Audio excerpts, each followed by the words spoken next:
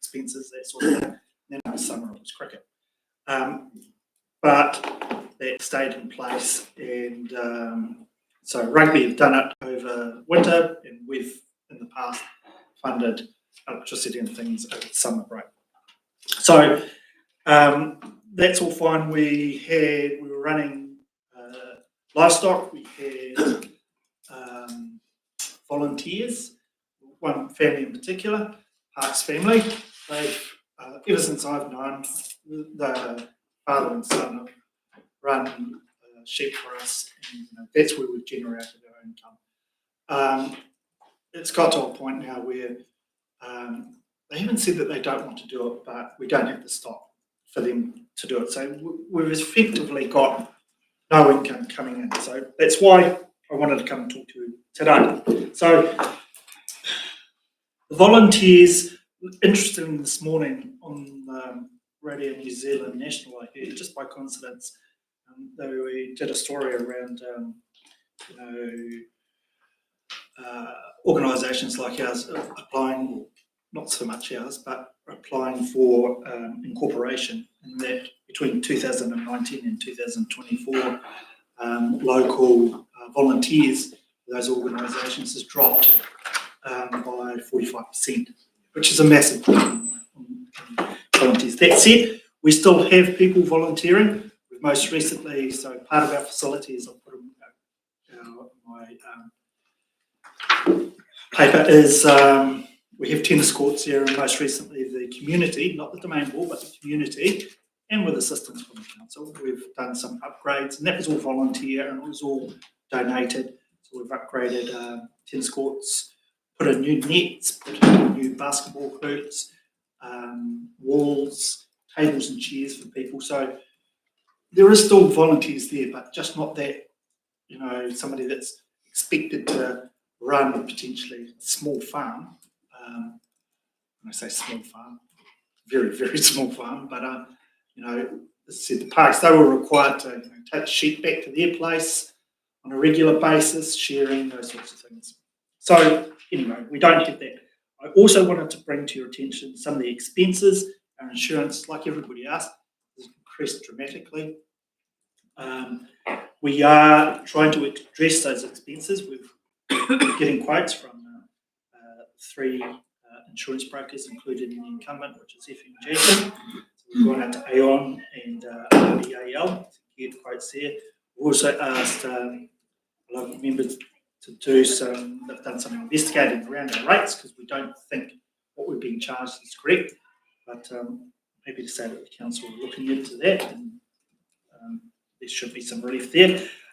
We've also gone to the rugby club and said basically you're going to have to pay the electricity for the entire year and not part of the year. So we're looking to address these things. The big one, though, is the insurance and our maintenance. So at this stage, we haven't had the resources to do the maintenance. Rugby club has done all the maintenance. So we don't charge the rugby club, and let me be clear, I'm involved with the rugby club as well, but we don't charge the rugby club for the use of the facilities. We don't charge any sports. So we have Highland dancing there. We don't charge anybody in the sports community teams for the use of the facilities. But we do charge, there's a small nominal amount, we do charge for hireage. So if PGGs or something like that, they want to do a presentation, we'll charge them for that. So there is a very small amount of income. So in terms of the maintenance, the rugby club has been picking up the bill for the maintenance because we just haven't had the money. And these are the things I wanted to bring to your attention. Like 2021, rugby club spent $7,500 on general maintenance.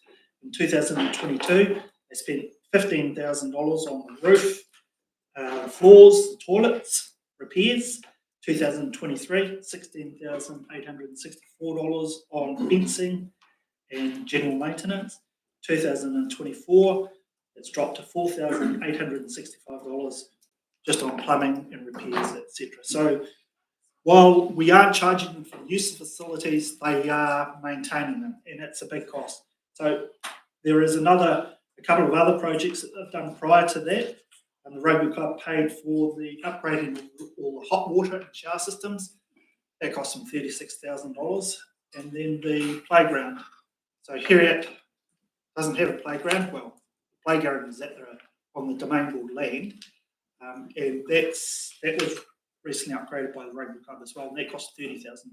So where are they getting the money? They're getting it from donations and sponsorship. So while we haven't been charging them, if you just look at those 4 years worth of expenses there, that averages out to $210 a week, effectively, that the rugby club have been paying. And if we include the showers, etc., over the 6 years, that's $350 a week that they've effectively been paying. So while we haven't been charging them, they have been paying through the maintenance. The only thing that in recent times that the main board has actually assisted in, we did have an issue with some heaters in there. It's a health and safety issue. The heaters have been there since the 70s. So we replaced them with a heat pump. But in terms of, we don't have the money to, and so the rugby club have picked it all up. As I say, I understand that this potentially opens a can of worms, but we don't want to see the facility close, and we're certainly at this stage we're relying on the rugby club to pick up most of it, and to be honest, they are. So all we're looking for is a small amount of assistance with things like the insurance and maybe a little bit of maintenance. The heavy lifting has been done by the rugby club in terms of maintenance. That's all I had to say. Thank you, Richard. Question, Councillor Finn. Thank you for your submission. Welcome. I see in your revenue and expenditure statement you've only got $33 for rental. Can I ask, the tennis courts now been upgraded, is there a charge being charged every time they use it? And the Highland dancing, why are they not all being charged towards the use of it? So, as I said, traditionally the use of the sports complex has been free because the domain board we're running the stock. So we are probably going to have to start looking at charging for the use of those facilities. In terms of the tennis courts, etc., it's just the general public that use them. There is no netball team. There is no. So, and certainly the rugby club don't use the tennis courts, etc. It's just a community. As I said, that was done by a local community group, not necessarily the domain board, even though some of us were involved. Yeah. So, do you have a donation box even there and a suggested donation towards the upkeep and the electricity, etc.? We don't have a donation box, but that's something that we should probably address. And so then are you looking, like you said, you possibly have to charge, are you definitely looking at charging likes of the Highland dancing to get an income?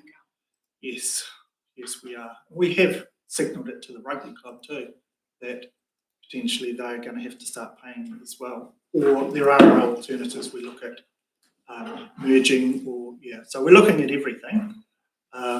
But as I say, the rugby club, while we haven't charged them, they're the ones that are maintaining the facilities as it stands, and they have spent a substantial amount of money. So are you going to have a meeting and get everybody together and say this is happening this year? Yes, we've already had that meeting. We've met a couple of times to discuss the situation we're in, and I've told them that we've applied to the annual plan, not the long term, as I stated in my things, and we're going to see where things roll. Okay. Councillor Herbert, followed by Makatamini. Thank you, Richard. Thank you, Richard, for coming along. And you've just touched on my question. Given the history of that area, which I know reasonably well, there was once a cricket club, a tennis club, a netball club, a bowling club, and a rugby club. The rugby club's the last man standing. All those clubs obviously contributed to the domain, and the domain rolled along quite nicely. Now the rugby club's the last man standing. Do you think it's time to merge? Yes, I do think it's time to merge. I think that the domain board is really, well, we still have people involved with the domain board, but I think that given that the last man standing is the rugby club, we did look at the possibility of handing the building over, but there were some issues around that a few years ago.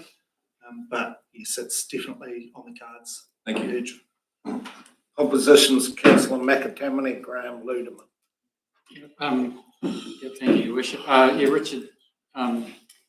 Yeah, I'm sort of reasonably familiar with what's going on here because I'm actually the treasurer of a rugby club that narrowly beat Period on Saturday, and also treasurer of our own ground committee. So yeah, I'm aware that potentially you are potentially opening up a can of worms for a lot of other clubs and groups in the district here. Yeah, I know I'm not supposed to make a statement, but yeah, we do still function on with two committees, but essentially the rugby club covers everything. But like you say, it is very complicated to sometimes break those other ones down, and it's maybe simpler to still we run two incorporated societies. Yeah, and we'll obviously be looking to do the same. Yeah. Councillor Graham, followed by Ludeman. Yeah, mine sort of basically covered by what Councillor Hurwitz said. Like, I was just wondering if even the likes of the rugby club takes it over completely, but it probably comes down to the same group of people anyway. So, yeah. Yes, it is. Councillor Ludeman. Well, I'm just wanting clarification really. So the domain board, it's separate to the Heritage Districts Community Centre? Different. As the question's directed to me, absolutely, completely Sorry. separate. Yes, it is. Completely separate. So they are two totally, they're not near one another or anything like They that. bet their neighbours. They are neighbours. They're but neighbours. Totally separate They're totally committees, separate. different people. Yeah. So the domain board, so the rugby doesn't use the Heritage Districts Community Centre? No, if they do use it, it says High Ridge. Okay, no, just Yeah. because, just for clarification. Yeah. Thank you. She car parks. Yes, it's true. Councillor Volweller. Thanks for coming along. Just looking, I've just brought up the map, the area of that. You know, there's the bowling club, now that's no longer going. Correct. But there's the building there still. Yes, the building is still there. Is that being insured still? Yes, it is. Is there a proposed use for that building? We currently have cubs or work West Otago rural kids. They are using the facility. Okay. It's Same situation, they're paying all the maintenance. right, and it's proposed that you're going to. The domain board wants to keep that building. Yes. Yep. No thoughts of the foreign perhaps resurrecting members. There's a bit of development possibly going to happen in the area. Is John's prepared to go bowling? I think Richard and I have to start playing. Get that going. Right. Yeah. Bend over far enough, John. Okay, team, that's Richard. Firstly, thank you for coming along and sharing what is a problem right around the district. And you turn your back on especially a big building like you've got, it'll bite you. So we appreciate the position you're in. And as I was sitting listening and I'm thinking, the very essence of what we try and do is put the vitality and support our communities. And yet I look down the list of people that are going to come and they will 365 days of the year be in our face, telling us the terrible job we're doing, while the people that we're trying to support go away and stay silent. And it is. We've got the volume turned up at one end. So I thank you for coming and highlighting it. Can I say the last question I need to ask those? Why didn't you take the penalty out in front of them? Couldn't work it out, Simon? Worship, can I just ask one more question, please? The rugby club uses probably a third of the domain ground here. Yes. Is there a necessity with the community, if that was able to be separated off, would the community want to still retain the open ground there, or could that be used for other purposes, like even Yeah, we used to use it for running the stock, but it could be used for something else. Yeah, I know. But it used to be used to graze stock.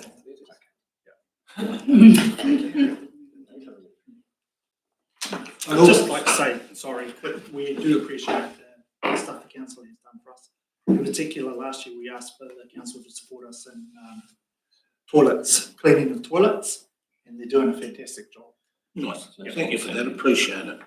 Thank you, Richard. Rightio. Our next presenter is Awesome Book 2, page 159. Welcome, Sonia. We're not, I told you we weren't a scary group, eh? We just have a chit chat. Quite a long chit chat, that one, but that's all right. Welcome, the floor is yours. Thank you. Hi, I'm Sonia, Treasurer of the Community Centre. I'm here on behalf of the committee. I put a wee bit in the submission. I've finished. I've done all my talking. Did you not hear me?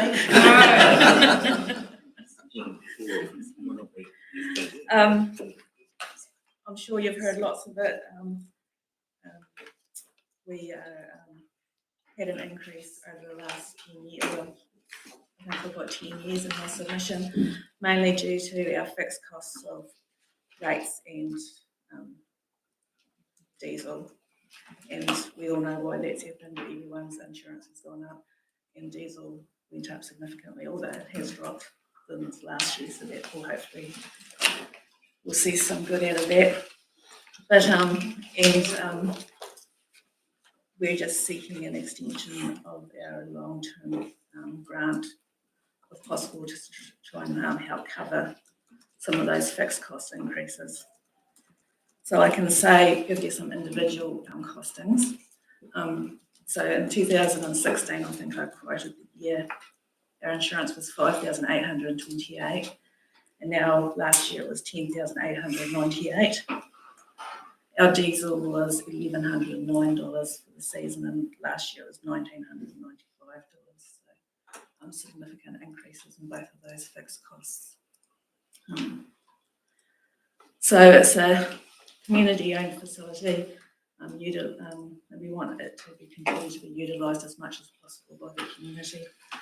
We have the play centre situated in the community centre itself, and they meet twice a week. We have regular users of like the Wesatago Dinner Club that have 40 to 45 members come when they have their evening. And the school is a regular user as they don't have a hall, so they use it, especially in the lunch time. We're having our 40th year anniversary in 2027, so we're quite proud of that. And so I think I've got everything else in my submission, but I don't want to repeat what I've got in here already. Thank you. So we have questions. Councillor Finn. Thank you. Welcome. Thank you for your submission. We've got no finances here. Can you send those through to the council, please? We really require those. Oh, yeah, it wasn't as strict as a requirement, so that's why I didn't send it. But I can. Yeah, no, that's good. Thank you. And do you charge the school when they use the hall? Yes. And how many other groups do you have income from approximately, please? I went through, we've got about 11 groups over the last I just did the last 3 years that have been regular users that use it several times a year. Yes. And then we have like the big celebrations, like last year the Fire Brigade had their Gold Star presentation. The Rugby Club next month, in 2 months, has got the 140th Jubilee that they have in there. So we have a lot of big celebrations, quite a few funerals now. Yep. Have you looked at putting your costs up over the last few years? Yes, we reviewed our AGM every year. And how much has they gone up in percentage-wise? Percentage-wise, probably not a lot, maybe 10%. 15%. Yet your electricity and everything's gone up more than that. Thank you. Other questions, Dan? Councillor Herbert. Thank you for coming along, Sonia. Have you had some other quotes for your insurance over the years, or We you use a broker. do it right, so you're getting a market? Thank you. Any further questions, team? It's not easy as it sounds. No, It's I'm not shaking, easy. you see me shaking. But thank you for what you're doing on behalf of your community, and thank you for coming and helping us today. Really appreciate it. It's been a long journey for you. You're more than welcome to come and join us for a cuppa, because now, team, we're finished for this session. Groundswell's going to take Mr. Barrett's place. Mr. Barrett is going to take the 1540 at the bottom of your page space. And we're back here at what time are we back here? We're back at 12. Oh, Yeah, it was only a short break because you had lunch at 1 o'clock. oh, it's not lunch, right? So we Not just lunch. have a. How are we going anyway? 20 Does minutes. anyone else attend? 20 minutes.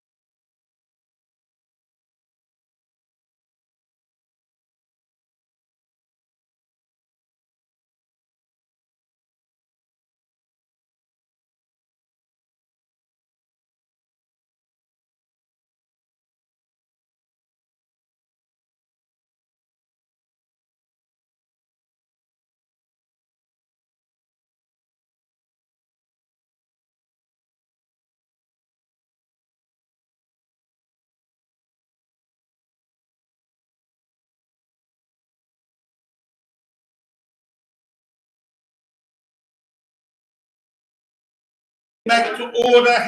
Councillors, have you got the updated run sheet? There's a few, because it's now got yellow bits in it, and this one never did. Oh, there's a new one here. Yeah, there's a new one, that's all right. Just trust me, as always, just go blindly with me, you'll be fine. It's work today, isn't it? What could possibly go wrong? We've got this far. Okay, team, so we're back in, thank you. First of our presenters is Rosalind here for the South Otago Historic Society. It's book 2, page 103. Welcome, Ros.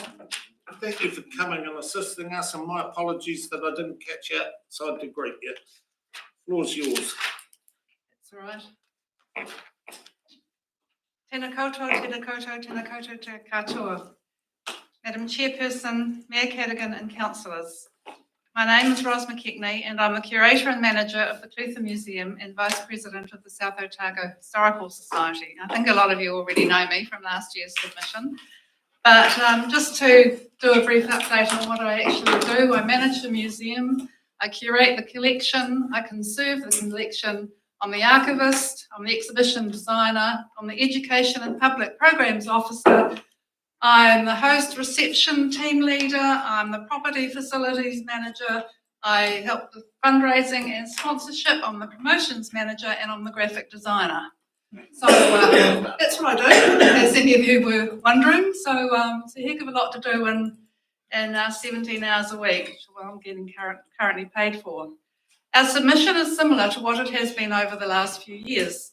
I'm continuing to play catch up with ongoing accessioning of items, some dated since 2015. This has meant the de-accessioning process, which was commenced in the audit in 2017, has been delayed. But momentum is starting on this thanks to volunteer assistance. The de-accessioning process is complex. It would be great if we could just have a giant garage sale, but that is not ethically possible in the museum world. The discussion about renovation versus rebuilding continues, and I personally am very tired of it, as it has been under discussion for as long as I have been there, and for many years prior to that. We have a split committee.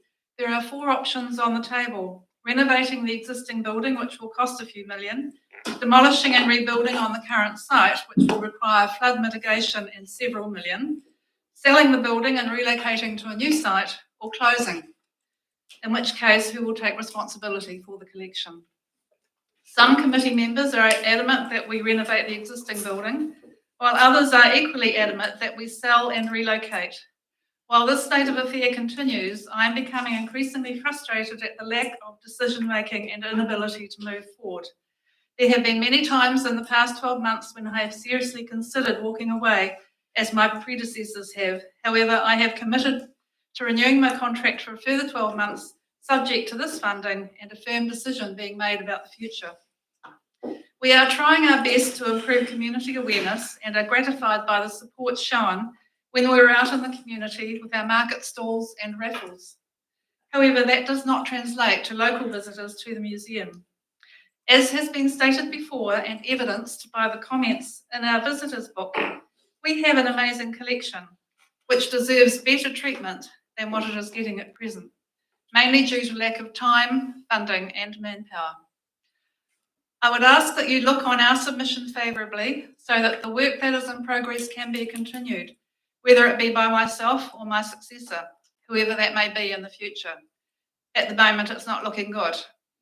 We have met with Kelly Gale, which is very helpful, but not sufficient to enable a decision by the committee about the direction to be made, so that planning about the future and designing can take place. I'm aware that these proceedings are being live streamed and will be on the council's YouTube channel. I would ask that all those interested enough, and perhaps those of you that are considering not standing for council in the upcoming elections, please consider being involved in the redevelopment of the museum, financially, physically by volunteering, politically by taking part in the governance of the museum. We need you. We are desperately in need of new committee members, especially who can make a decision about the future and progress this. The collection we house is the stories of Clutha's heritage, which is your heritage. Don't let it become lost. So this funding is very important to that process. Thank you for your consideration, and that concludes my verbal submission. So done in 3 minutes, I think. Well done, Ross. Thank you, from the heart, well done. Councillors, questions, please. Councillor Finch. Thank you, welcome, thank you for your submission. Your membership continues to decline. What is the average age now of your committee? The average age of, well, I think I'm one of the youngest. So the average age would be, I don't know, late 70s, early 80s. And how many of you are there still now? How many of us? Are still on the committee From the museum? what, from the How many last in your AGM group? elections? How Oh, many in there's your group? 7.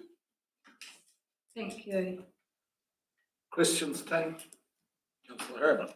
Thank you for coming along. Just for clarification, on page 104, you've got funds, under the submission document, you've got funds being sought in the submission, you've got $35,000. But then 3 pages later, you say, therefore, this submission requests funding of $50,000. So you've got the 35 plus the 15,600. So I'm requesting funding for an assistant. yeah, but on page 107, you're asking for $35,000 plus 15,600, which is a total of $50,000. But 3 pages back, where it asks funds being sought in the submission, it's got $35,000. Oh, my apologies, I didn't word that terribly well, did I? The $35,000 is for the continuation of the 17 hours a week at $40 an hour for myself. Yep. And the 15,000 is for 10 hours a week at $30 an hour for a museum assistant. So the couple of pages So the back, we're asking- total request we're asking for is 50,600 from the community grants fund. Thank you. Further questions, team? Ros, Councillor Ledman. Just for clarification, the 35,000, was that just for 1 year? Yes. That's what was granted last year. Yes. Ros, you start the third segment of today, and what you're saying is so symptomatic of what is right across the district. It is, I feel, this was obviously a heartfelt statement you made today, and I take it on board. It's not easy out there. Not easy out there. So I thank you for the work that you and your group do on behalf of our community, and thank you for assisting us today. Who goes? Oh, sorry, Bruce. Councillor Brown.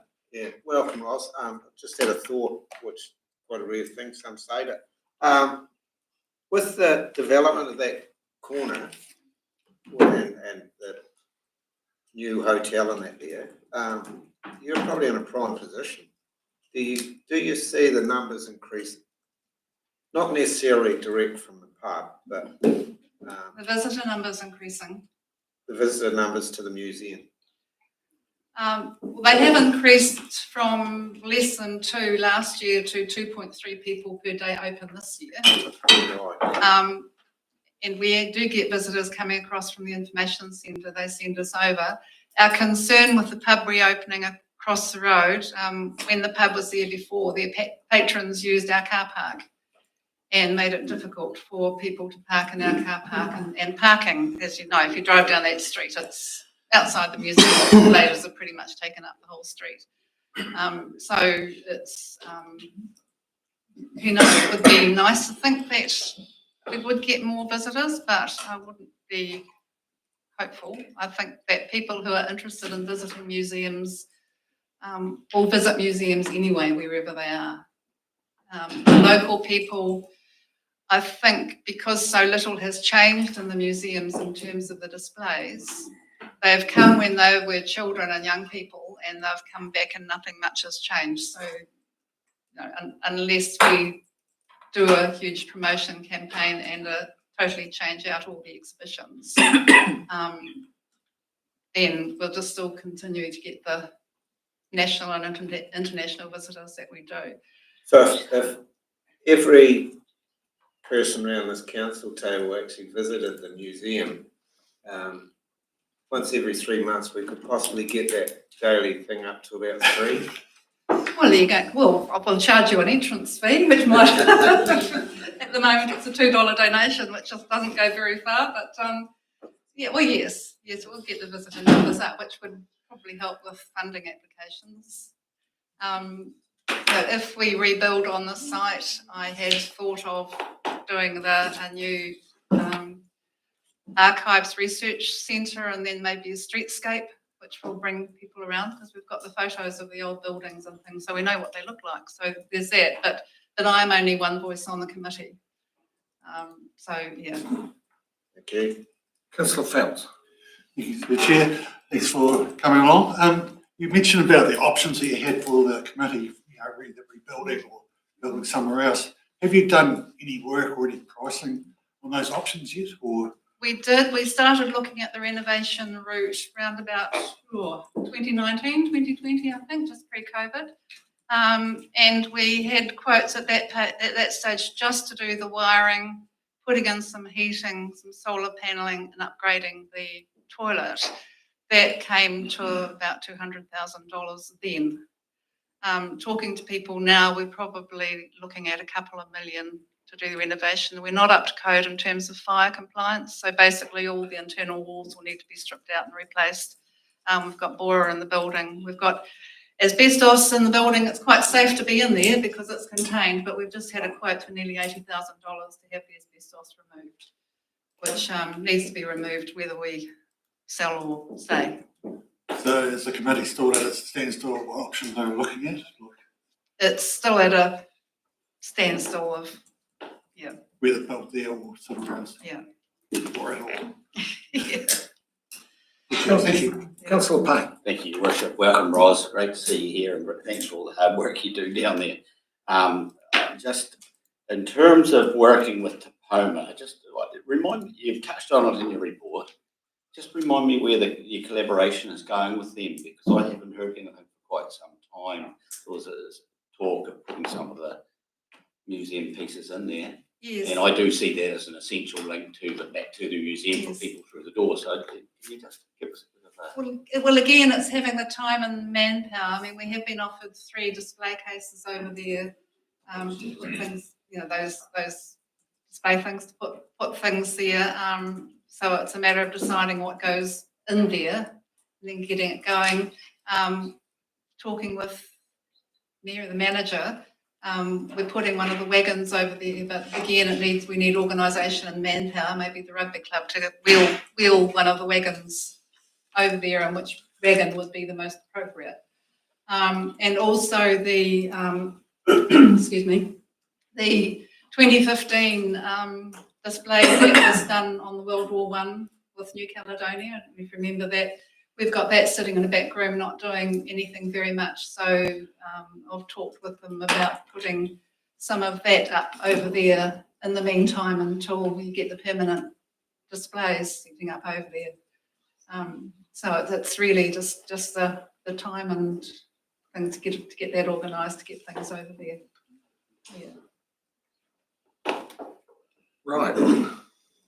Right, Tim, we've got to have one Yes, councillor, one lot of questions, but this last time, and then we'll pull it back into one bit of standing order. Councillor Finn. This has just come up. How long ago were you offered the 3 cases over at Topoma? That was last year. I popped in to drop some things off the information centre and called up the manager. So it was probably about 6 months ago, maybe. Thank you. Okay, team. Thank you very much, Ros. And once again, thank you for what you're doing for our community. Appreciate your assistance. Thank you. Thank you. Our next one is Claudia from Kaka Point Community Group. It's on book 1, page 41. Welcome, Claudia. Thank you. Scramble to get the right book open. Welcome, the floor's yours. Thank you, and thank you for inviting me to speak on behalf of the Kaka Point Community Group. I'm the president of the Kaka Point Community Group, and I've been with them for 1.5 years. Recently, we have been able to sustain and take over the Wilshire Bay domain. That is part of our heart of the community, and we are looking at using that more frequently as a event area. my submission to the council is not a monetary aspect, but a supply of products. So what we are looking for some dog poop bags. I know that sounds funny, but we need them for at the domain, and also we're looking at having them at the surf club so that when people go on the beach, they are able to scoop up their dog poop when they're on the beach. Because we do have a trouble with that, and we'd like to clean that up. Also, we are looking for some rubbish bins.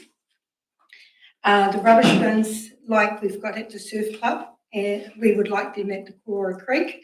So they are the recycling bins there. Also some small rubbish bins, require a couple at the picnic coves and on the way towards the Kora Creek. We are also looking for a culvert pipe. We believe the culvert pipe is needed to be installed on Kora Creek Road at the entrance of the gate going into Wilshire Bay Domain. It could be considered a health and safety issue given the area is currently used for visitors to stop and rest at the picnic tables. And events take place at the domain, e.g. the Kaka Point Market Day and other events which may be held in the future. Toilets at the Wilshire Bay Domain. The toilets are currently locked and not in use, unless organised to be opened for a scheduled event held at the domain, i.e. Kaka Point Market Day. We require the toilets to be opened on a trial basis over the summer period, December 2025-26, February 26, at weekends only, which allows for those visitors to Kaka Point who are picnicking on the domain and or families on the beach at Wilshire Bay to use them. This allows an opportunity to determine the demand of the use of the toilets, which includes maintenance, operational costs, and any issues that may arise, i.e. significant water tank size and septic tank size is appropriate, suitable before a decision can be made to open the toilets on a regular, ongoing basis. Now, the reason why we want to look at the toilets is because there is a long distance between the ones at the surf club and the one at Wilshire Bay. And because we've got so many children and families that go to the Wilshire Bay Domain, we'd like to have a toilet there so that they can use it. Because from other people's experience and people in the community that I've spoken to, if a child or an adult want to go to the toilet, they don't end up getting there in time at times. So we like to make sure that we are able to help these people that is in our community at all times. Thank you. Questions, team? I've got a couple. Firstly, the Wilshire Bay, like Councillor Payne and I were down the weekend having a look at a gorgeous area, underutilised, but always in my mind, well, those toilets are shut. They're never there. Yeah. Have you done or maybe it's for staff, what would it cost, say, for summertime, only in the weekends, so 2 days a week, 20 weeks, what would it cost to run a toilet? I would have to do some research. But is it, I wouldn't even know any ballpark. Is there a ballpark you could give, Jules? One of the concerns with those toilets would be the capacity in terms of the septic system and those sorts of things, because they haven't been used regularly. Yeah. So it might need a full upgrade to be open on a regular basis. So Right. there'd be further work to be done, worship, to look at that sort of thing. Okay, that's simple. Further questions, team? Councillor Volwell. Just the toilets, are they on a septic tank system? Yes, they are. Yeah. No, they're not a holding tank. No, septic tank system. Yes. Any further questions, team? Councillor Martin. Welcome. Thank you. Just regarding the rubbish bins, is it quite noticeable? Is there a bit of an impact on the environment with rubbish? Yes, we're finding that at the Wilshire Bay Domain, definitely we need rubbish bins because the people leave rubbish behind. We've have had photos taken, but unfortunately I didn't take them with me. They're on the beach as well. There's rubbish left behind. There was one incident that there was nappies, or a few incidents that nappies have been left behind. So we like to try and stop that from happening. I know that people think that if we don't put any rubbish bins down there, it will give them an incentive to take it away with them, but unfortunately that doesn't happen. So we like to make sure that we are able to give them all the opportunities to get these things sorted out. Any other questions, team? If not, thank you for coming and helping us today. You have got a beautiful and underutilised area there, so good on you to focus on. Yes, we are. Appreciate Thank you very much. Thank you. Cheers. Okay, team, our next one is Leanne from Clutha Budget Advice, book 2, page 17. Thank you, Dave. Yeah. Welcome, Leanne. Book 2, page. You know the drill. Kia ora koutou katoa. Thank you for the opportunity to speak today. I'm Leanne Michelle, Manager of Clutha Budget Advisory Service and Food Hub. I'm joined by Tanya Lowry, our Treasurer. Our Chair is Vicky Woodrow. She's here to provide moral support because she's unable to speak as a council employee. And we also have Vivian Fittis providing some moral support. Vivian's one of our volunteers. First, I want to acknowledge the support we received from Council last year. As noted in our written submission, that funding allowed us to continue providing vital on-the-ground support across the Clutha community. Today, I'm here to advocate clearly the need for practical frontline social support service support. It's not only ongoing, it's growing, and we need the Council's support to be able to continue to care for the most vulnerable people in our community. This year, the community is facing historic cost pressures. Rates are proposed to rise 23.7% in Balclutha, 26.8% in Milton. Food prices have increased 3.5% in the past year. Meat, poultry and fish are up 5.1%. Mince now averaging just under $20 a kilo. These aren't just statistics, they represent real pressures on real families. At the Food Hub, 29% of our users are not eligible for a community services card. That means nearly a third of those seeking food support are earning above the threshold for government assistance. 24% are in paid employment, working hard yet still unable to make ends meet. 3% of our clients are receiving New Zealand superannuation. These are our over 65s. Yes, we do see older people come into the Food Hub. When they do, it's often because they've truly hit rock bottom. These are people in their 70s and 80s who have spent their lives being independent and self-reliant, often putting others first. For this generation, asking for help doesn't come easily. In fact, it goes against everything they were taught. To walk through the doors of a food bank is for many of them not just a last resort, but something that feels deeply shameful. It can feel like admitting defeat, and that takes their courage and makes their courage in seeking help all the more powerful. Food insecurity is no longer a fringe issue. It affects working families, it affects pensioners, and people we've always thought of as stable. District-wide, our service provides, we do cover the whole district. We've got 59% of our clients living in the immediate Balclutha district, or Balclutha area, I should say. 41% live outside the immediate Balclutha area. We've got clients who come to us from all areas of the district, including Lawrence, Clutha Valley, and occasionally West Otago. As a recipient organisation for meat and milk powder from Meet the Need, we proactively reach out to other food services across the wider district to share this resource. We've connected with other food banks and offered our support, and we also supply emergency food packs to the council ranger, Ian Royal, who services the entire Clutha district. One thing I want everyone to understand, food insecurity is fundamental to social wellbeing. Without food, families can't function, children can't learn, and workers can't perform. Supporting the Food Hub is a direct, practical and measurable way for the council to promote the social and economic wellbeing of the Clutha community, both now and in the future.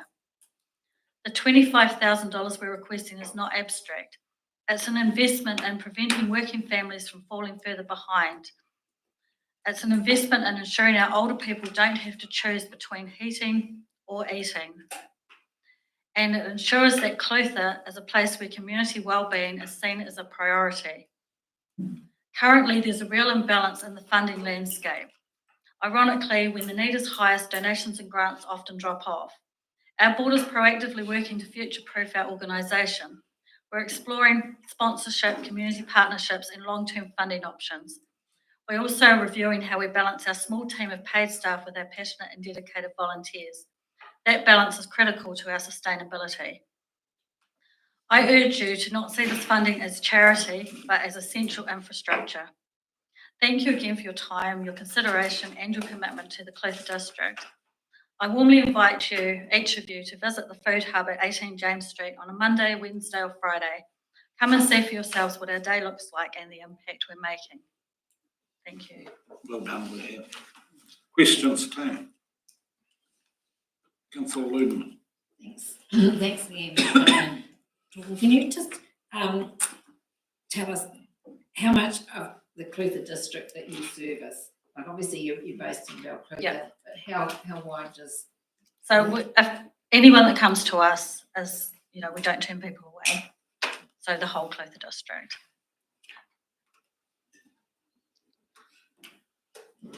Councillor Kinley.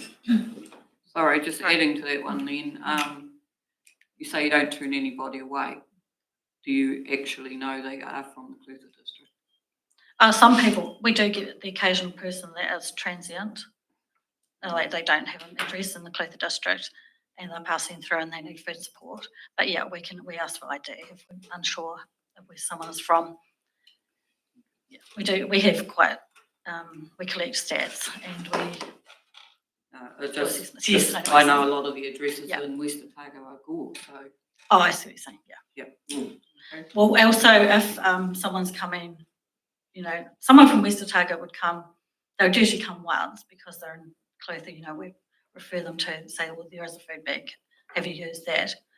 It depends on what their situation is and whether... So you have recommended to those sort of people that there is a food bank in West Otago? Especially, in Milton we have that quite often too, but we do support them, but not at the expense, or not so they're doubling up as well, yeah.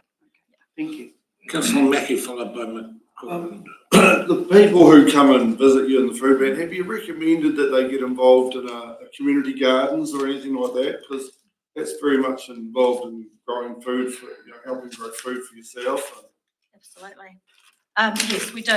Especially because it's not, the food bank's part of our service, but we also have the financial mentoring, which is really offering community support and talking about what options there are for people. And some people, yes, the community garden's a good way for them to. Some people want to learn how to cook. Some people want to learn how to grow veggies. Not as many want to learn how to grow veggies as I'd like to see, but we've actually got someone at the moment, someone approached us from another organisation asking if there's any cooking classes. And one of our volunteers is going to follow up and actually help this young person who wants to learn to cook. Which is really cool. It's just connecting people with what they need or what they want, but it's got to be what, they've got to be ready to take those moves. We also encourage them to use the community garden especially. It's a great resource. Get fresh veggies for a donation is awesome. Councillor McAtimony. Yeah, thank you, Your Worship. I just wanted to just deviate a wee bit slightly on my questioning here, but you mentioned mince being at $20 a kilo. When you get supplied mince from Meet the Need, do they put a value on that? That's a good question. I'm curious as to what. When you say $20 a kilo, do you have to pay $20? No, not at all. No, that was from actually one news article I saw recently. They were saying the average price over New Zealand is, but I noticed yesterday, actually I was in Green Island at Fresh Choice, it was 16 something a kilo. So I mean, I'm just curious as to what value you need. Yeah, exactly. I think I actually can't. For me to probably go and take it. It'll be on their website. I was thinking actually, it's a good question. Yeah, I'm sure it should be. But no, it's a good question. Councillor Martin. Welcome, ladies. Thank you. Just a question Around the food support here, you've got itemised, so we've got food parcels provided, number of adults who receive food support, and number of children who receive food support. So what's the differential here? Like, what's the food parcels provided? Like, what are they? So we do different size food parcels for, and a food parcel, and a family or person can only come to us once a week. So a large food parcel will be family size, someone who's got children. We do individual ones as well for people living by themselves or for 1 or 2 people. Right, so you've got 1,175 food parcels provided, and then number of adults receive food support. So what's the differential there? So it's the people in the family, the makeup of the people that have filled in our intake form. So we'd ask them who's in the family. Right, so and then there's that's the number of children in the 705 underneath. Yeah, in their family. Yeah, and there, sorry, yes, in there. But just that the parcels you've got provided 1,175, but the number of adults is 1,208. So, yeah, so some people receive more than one food parcel, and and some receive one off. It depends on their situations. Thank you. Yeah. Leanne, just in recent times, the pressure seems to be going up and the complexity of the issues that the people are involved with. You've been in the game long enough. How would you compare it, say, with 5 years ago, pre-COVID, whatever? I'm feeling it's worse. Where do you feel? Yeah. I was actually thinking about that earlier. I think about it a lot. Yeah, it is. It's hard. I think a lot of the issues for people comes from trauma, from their childhood, from whatever's happened, and those are the ones that it's really difficult to change, and even to offer other support to, because there's so many things that have happened in their life. How do you unravel right back for 20, 30, 40, 50 years? Those are the most complex people. Yes, the issues are complex. It's not easy. So if we went trauma and deprivation of food, heating, clothing and the likes, and then we sit at this table and we think there's nowhere in society that's coming at you with an unavoidable bill that's going up like 24 to 26%. What impact specifically do you think the council's rate rises that are happening this year and predicted to happen in the future are having on the confidence and the mental well-being of our own? That's really stressful. It's stressful for a lot of us. Myself, I'm a single earner, single income in my household, and the rates going up that's tough. Would it be the biggest? The biggest The rates biggest, rise? if I had to say what's the biggest pain of it, is it rates? Because I can't think of one. Yeah, absolutely. Power's going up a lot too, again. I mean, that affects everyone, but I mean, the rates rise does affect everybody, even if you don't own a house, if you're renting, then your rent goes up. And so the landlords have to pass on their costs. So yeah, it's huge.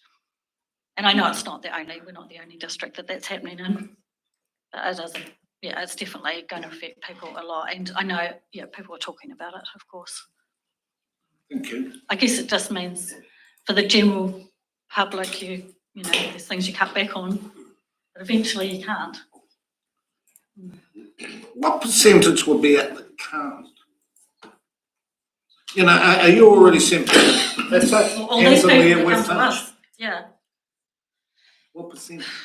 The people that are coming to us, they can't. Every one of them.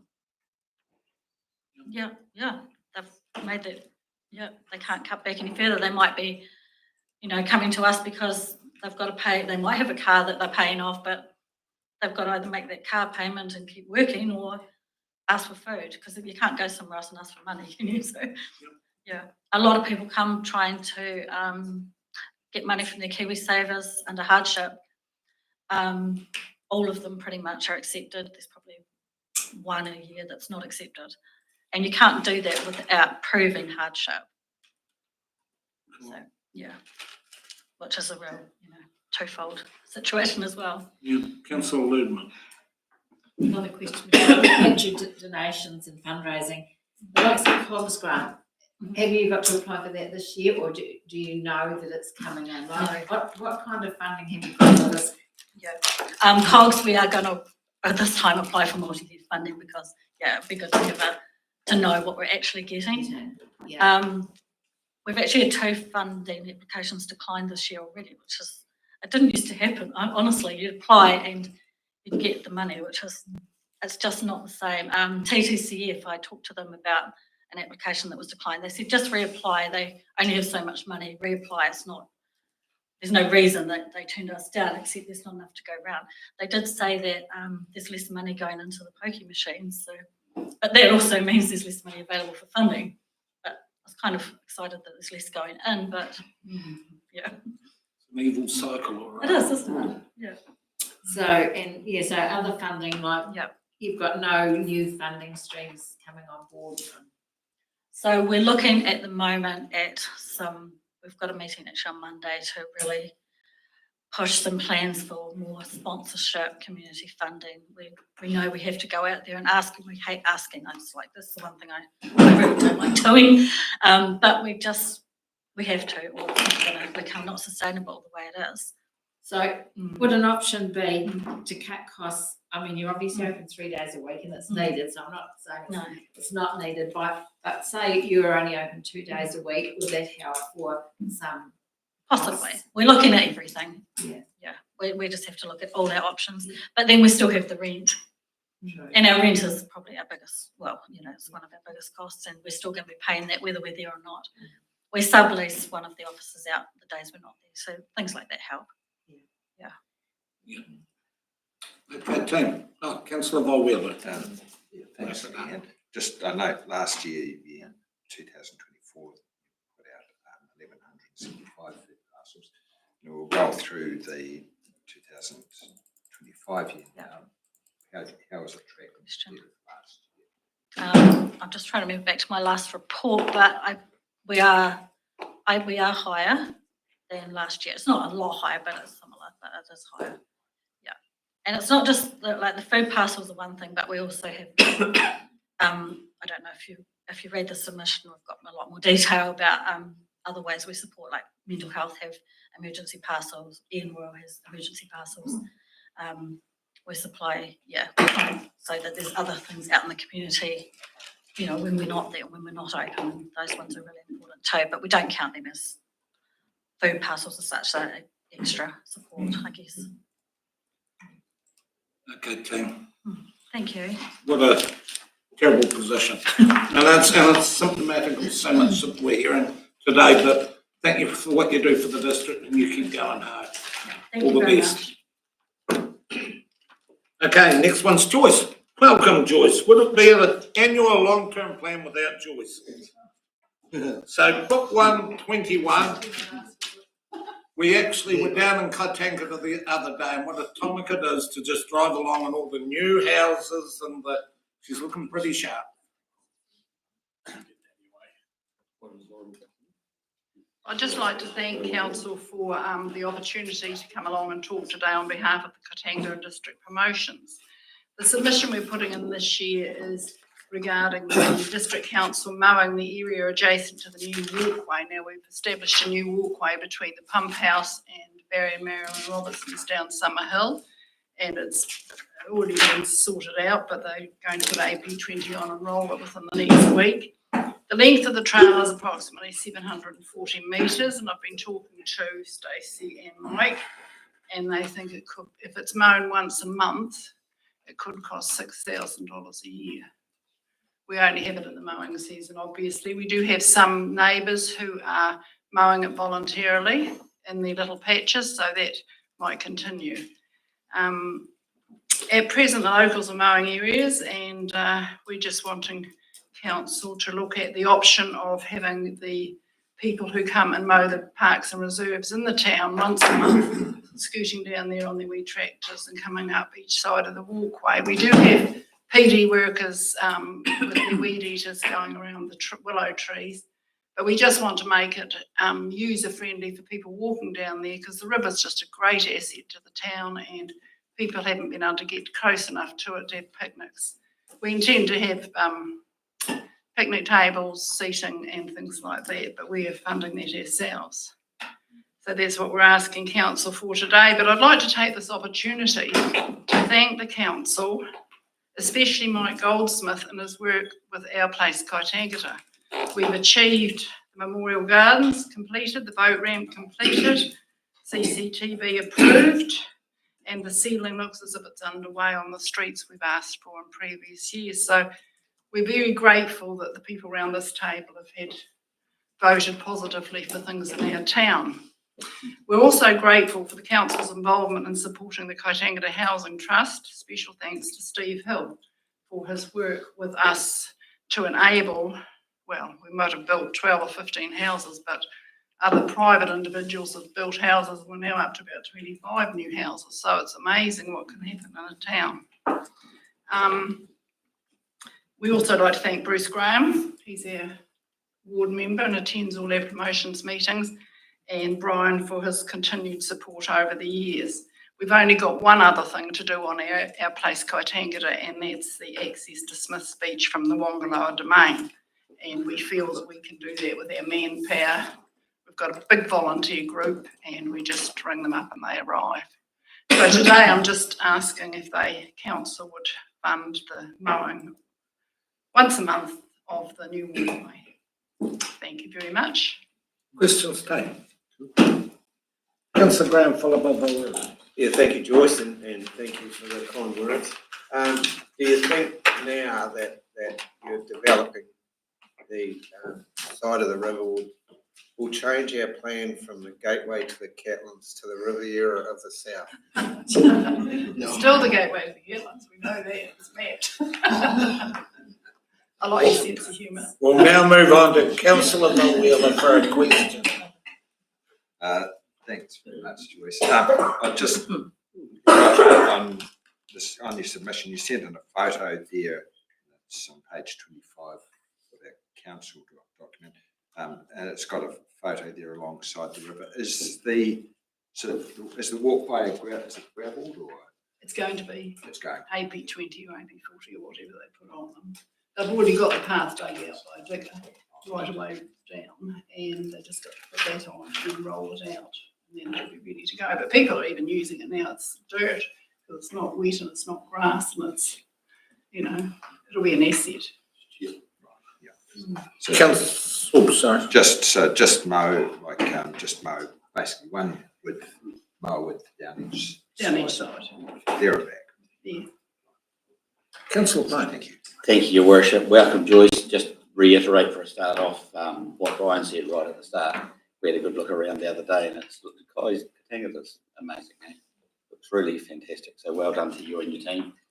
I just wonder how much you guys have thrashed this around, and I just want to unpack it a little bit. You're asking for the council to do all the mowing. Would there be another possible scenario where you had a mower? Was there a volunteer that would want to do that? I'm just. Well, we already have volunteers. We've got Oggy at Estalia's farm. He mows his bit. Barry Robertson mows his bit. Oggy's son at the boat ramp, he mows all that area, and he goes quite a wee way down. And we've got volunteers to do some, but we just thought if it was once a month, they're in Kai every week almost, but once a month, we didn't think that would be too. So you want council to pick up the mowing, and that's fine. I just thought a one-off cost of a mower might have been a different option. Oh, well, if you knew a second-hand mower. Oh, might be new. Councillor Wheeler, followed by Mark. Just regarding that photo, there's a fence down the side there. Is that the fence staying? No, that we've had the horse issue that has been dealt with ad nauseum. And there's no fences, and the pathway sort of meanders down through. Yeah, it's looking quite good. I went down there before I came here to just check it out. Councillor Martin. Welcome, Joyce. If all else fails, Joyce, is the community open to actually paying for it themselves on their roads, for their parks and reserves? I'm known to ask sticky questions. So. They might just get out their mowers and mow. We might just have a volunteer group. But we're asking this first to say volunteers, because they're going to be working on Smith's Beach Access Way, and we use volunteers for other things, and I don't want to hammer them because I don't want them to lose interest. Councillor Grant, followed by Sal. Joyce, through you, the area of that young Oggie mows, that would normally be mowed by council. It I would think. be, would be, he So in mows, actual fact, it'd just be a bit of payback. We're just swapping, would it be swapping one bit? well, he mows from the boat ramp to the pump house and also beyond the pump house to the bottom of Dartmouth Street, I think. So he mows quite a bit already. So there's quite an area of council. that That's council Aiden, would be mowed, yeah. Or should be mowed. Is it? Well, that bit is, yeah, but he keeps it perfect. I mean, it's great. Devil's advocate, Joyce, and I've got to ask, so, I know what Hagee and them, that they have it looking like a bowling green, it looks magnificent and around the boat ramp and that, but this is sort of a nature walk.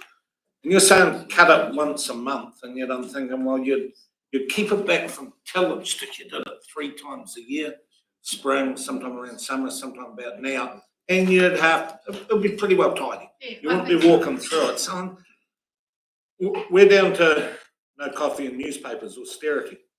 And I'm just trying to get a balance here on, would 3 times a year do it? Well, 3 times a year is better than nothing, Brian. I'm just, because the grass, you could pretty much hammer that grass and keep it down for the summer with 3 mows, not once a month. Okay, that's just Well, if you choose 3 mows and let us know 3 mows, we'll be happy. And following on from Councillor Payne's, as a district, Steve, where are we from a liability point of view? Because you think, well, $6,000 every year forever, or buy a bit of a lawnmower and get them going. But if council bought a lawnmower, do we open ourselves up for health and safety and they chop their hand off while they're doing it type thing? Where are we able to give the community? If you give it to us, it's ours. It's none of your business after. That's on record. Okay, but it's just we're rummaging through the options. But anyway, look, But we do thank you for your ongoing support. We are really very fortunate in Kai with Steve and Mike and yourself, and we've had a great run. So thank you ever so much, and all the people around here who make decisions on our behalf. We're very grateful. I still say I'd have you to go around a few other communities with, if we could clone you, we would, Joyce. I'm far too old. Thank you. Where's Anne? Yeah. Well done. Thank you, Anne. So we're still on book 1. We're over to page 109. Thank you for waiting for us, Anne. More things, Lawrence. Boy, we've been hit by Lawrence today, I tell you. I should have just stayed home. Yeah, you would have been the only Lawrence person that did. No, we could have had the meeting here. Thank you. Welcome anyway, Anne. Kia ora, Lovely Your to see Worship, kia ora, councillors. As His Worship said, Lawrence resident, and I haven't come to ask for money, but my concerns are about community well-being, okay? Now, recently, on the completion of the roadworks at Milton, there were heartwarming feedback from businesses affected by the roadworks. It had been the nature and scale and the time frame of the disruption. It was really heartwarming to read about the very positive feedback. And one particular point was about communication, how well the businesses were kept informed. So this is the theme of my submission today. It's about the Balmoral Tuapeka Rural Drinking Water Scheme. Initially, Councillor Martin says, it will be done by December 24. That was the best information he had at the time. That was the best information he had at the time. Subsequently, there have been slippages, but we never heard anything about it. So it wasn't until I read the annual plan document that it says, well, it was going to be, what was it? It was going to be May, and now it's going to be August. So the first point I want to touch on is about project management. Sorry, Mr. Can these delays, could they have been anticipated? Through project management, could they have been avoided, remedied, or mitigated? And are there any penalty clauses? Maybe we can get some money back. They give others money back. Then the second point about the communications is that very often we're lucky if we receive reactive information. There's Anteno, and now we've been asked to sign up to receiving council emails. But these are sort of quite technical, and I've been now retired for God, how many years, I don't know, and even sort of resist going on to the computer. So in an older community, that may not be the most effective. But also, when people, this is not hearsay, but this is from a close friend of mine who recently contacted council asking about their completion date for the water scheme. And we got the reply back. And it also mentioned, there's a boil water notice, but that has been off since the end of last year, right? So when we did get the information, it was inaccurate. That is very concerning. And to finish off, I look forward to participating in the consultation process for the Three Waters options. Well done, Anne. Thank you. Thank you. Questions, Tate? You've silenced them. You've even silenced that politician of false hope. Oh. Sorry, I'm having a few shots at Councillor Martin today. It's too easy. Councillor Martin. Welcome, Anne, and thank you for coming along today. As you're aware, we've had a very good representation from Lawrence, which demonstrates the manner of our community, the Lawrence Chua People Ward. Thank you. No questions, just a thank you. No, it's a very well-informed and a community that wants to be involved. You're certainly active this morning, that's for sure. So it's good to see you. And as always, I love hearing from you because you've been on the inside for a lot of your life, working on the inside of council. So it's good to have your perspective, and we appreciate it. You know, I've never truly understood the saying. People say, you can take the person out of the farm, but you can't take the farm out of the person. Correct. For me now, I really understand. You can take me out of local government, but you can't take local government out of me. You keep it that way. Thank you. We appreciate and I that. hope I've given you a laugh. Well, you certainly did. Thank you. Thank you. All right. Right, last one for this session. Thank you, Benji and Megan, for waiting for us. So we've got Clinton Community Group on number 1, page 5.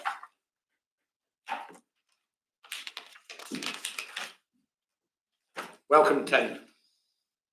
Good afternoon, and thank you for inviting us along. First part of our submission, we'd just like to acknowledge the great working relationship that the Clinton Community Committee have with Mike and Lily and Linda.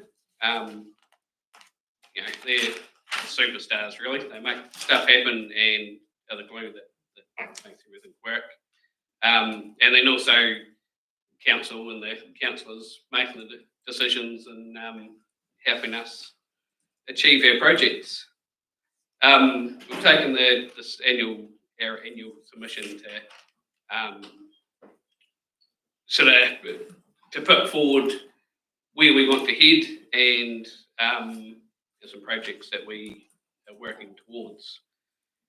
First being the triangle. So the triangle's the gem of Clinton. It's really awesome. It's had a lot of work done to it and it's looking amazing. One concern that we have is just around the maintenance of the triangle and also of the playground. We sort of feel that as a community we've invested a lot of time and a lot of money, done a lot of fundraising, but the maintenance of it lets it down. Around sort of, we've finally got the edging done along the footpath. That was about 6 months that it took for that to happen. And in our opinion, like getting edging done should just be general maintenance. Like it shouldn't even need to be asked for. It should just be in the program and done. The toilets, we've got them looking amazing on the outside. The doors being done up. We've got a mural on it, and it looks really awesome. But as soon as you get inside them, it's a whole different story. I don't think there's a single one that's actually fully functional. The hand dryers don't work, the soap dispensers don't work, some of them, the water for washing your hands don't even work. We've done numerous antenna applications and stuff, and so the one thing that keeps coming up is, oh, there's no money in the budget, which we really struggle with, because we're the first town that anybody coming from Southland comes into, or first major town, and those toilets there and the park and the playground get used extensively, and it doesn't reflect on the Clutha county itself, council itself, having toilets that aren't up to standard, that are just, you don't really want to use them, to be fair. So we'd just like that to be looked into, and work alongside council to get some solutions there. Existing footpaths, so currently with our rates, we aren't actually charged, so our loan is being paid off, and we aren't actually charged anything in our rates for footpaths. However, the existing footpaths are in pretty bad disrepair, and once again, when we've sort of gone and asked about getting some solutions around them, get told that there's no money in the maintenance budget. However, we sort of think that maybe that needs looked into, and that maybe the rates don't necessarily. Currently, we're told that they're just done for new footpaths, and quite often it's done via a loan. But we think that rates should still be taken, and that should be put towards maintenance of them and get them in good repair. They definitely have a lifetime, so should sort of be worked around that. It's expected around that lifetime that they're replaced. As for new footpaths, we do have some projects there that we'd like to be seen, but we sort of understand that most of them are long-term projects that we're pretty keen to chip away with the council. We know that's always a bit of a hard one, because you can do all the working behind the scenes, but then when it goes to a vote by the community, it can easily get voted down, and that's how you just keep stagnant. You don't go forwards, and that's always a risk. But across that road when it comes to it. But in the meantime, there's two wee sections of footpath that we'd like to work with council to go from gravel to concrete. One of them's right in the middle of town, across from the dairy. It's about a 200 metre section there that's gravel, that it just seems a wee bit ridiculous that in the middle of town that we've got a gravel footpath. It would look a lot tidier in concrete. And then there's also up the far end of Gorge Road, where we've been in talks with the council about doing the gardens. There's a section there that always washes out. It's gravel as well, it just washes out. It's forever costing money, whereas if it was in concrete, it would look a lot better coming into town, and also be a solution to those problems. Both those footpaths, once again, I say they're not massive areas, but the Clinton Community Committee would like to work with council, and I think with the contacts that we've got amongst us, we'll be able to get that done very cost effective. Definitely all got different contacts and skills, and using all those, the cost would be pretty minimal. Alongside that, the gardens on Gorge Road, just wanted to mention them. We're currently in talks with Stacey about replacing them and planting them out in plants that are going to be a bit more suitable for that environment. But yeah, just wanted to touch on that we're really keen to continue working with council to redevelop them. Just with tidying up up road. So there's side street, which in the past, historically, has been kept tidy by council. I think over the years it's just sort of slipped about the white side. Once again, the committee are keen to work with council. There's using local contractors, the cost of actually tidying that up and getting it to a really presentable state would be very minimal. But obviously, council lands, we've got to get, or council roads, we've got to get permission and work alongside. Also with that, like it's, as a community, we're happy to input with it, but then we don't feel that we should be taking the brunt of the cost. So yeah, that's what we're sort of thinking there. One other big thing that we'd like to work with council is to develop a water storage scheme in Clinton, but we think that this could be a widespread project. Currently in Clinton, we find, well, this over the last probably year, it's been terrible. Had probably knocking on about 7 instances that there's been well, we've got one currently, a major break in the line, which the reservoirs run out of water very, very fast, and there's not much storage, private storage in Clinton. So as soon as the reservoirs run out, there's a lot of families, and a lot of them are families in need, that run out of water, have no water pressure, and can't share, can't flush the toilet, etc. We know that technically, rural council everybody should have 3 days of storage, and that's fine. But the nitty-gritty of it is that it's not there. So what can we do to fix this? And one solution that we think would work quite good is to set up a scheme similar to your insulation healthy home scheme, that you can put a tank against your rates and pay it off over 3-5 years, what have you. The scheme, we think it'd have to be tanks and plumbed up, because the tanks is only one part of the solution, and then have the scheme water going into that. And that would be a simple solution to the problem. And as I say, across the whole district, I think there'd be quite a demand for that as well, because it definitely becomes a bit of a health and safety issue if you haven't got clean running water. Makes life very difficult. So we're pretty keen to look into that and see what's available there.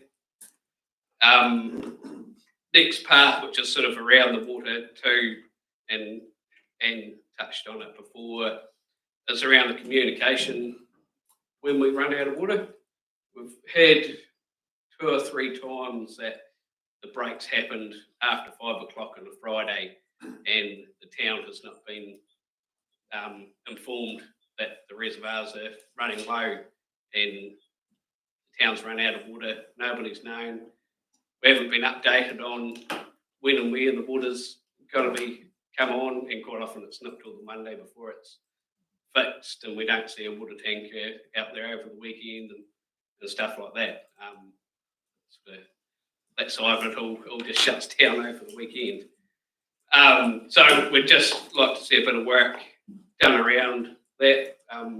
Most of us have got Anteno, and we're on the council email and text system. If it's over the weekend, that information does not come out.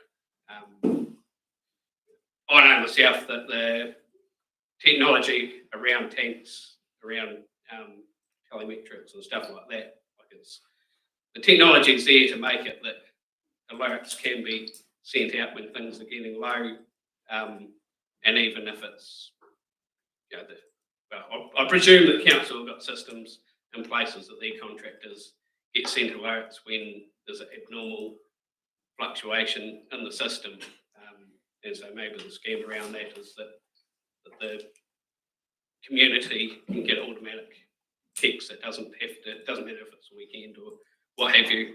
something along those lines. But there's ways and means. And then finally, the next project that we have in place that we're working on in Clinton's a dog park. So we'd like to work with council and probably do that under the My Place Clinton initiative. So yes, down the track we might be asking for doggy poo bags as well, and maybe a bit of financial help towards that. But once again, we'd like to say thank you, and we definitely appreciate the great work. There's been a heck of a lot of improvement in Clinton over the last couple of years, and without the council, we couldn't do that. So we really enjoy the relationship that we have, and it's much appreciated. Thank you. Thank you, Benji. Appreciate that. Councillor Finch. Thank you. Thank you for your submission. You're saying about the triangle, you like to see better maintenance program for there. How often would you expect that to be or want it to be? So I guess we'd possibly like to have the chance to sit down and discuss a maintenance schedule and put it into place. I know in the past, years ago, I've seen in the records that the playground itself, it was, say the swings are a good example. They're meant to get oiled and looked over, I think it was every 3 months. So they haven't been oiled for the last 10 years. So you know, just a chance to actually go through it and say, well, these are where we think the expectations should be, and then obviously the council have their expectations, and so just come up with a solution. Okay, and you're saying about new footpaths and more maintenance and etc., and that you're not charged for footpaths presently in your rates. Yep. Then your rates would go up with new footpaths. You understand? Yes, that's right. But in the past, I think it's been. Don't quote me on it, but it's like $18 or something like that. It hasn't been a massive amount, but I think going forward, future-proofing stuff, that would be the way forward. Okay, thank you. And your gardens, and you're saying they need to be replaced. Do your committee do fundraising and working bees?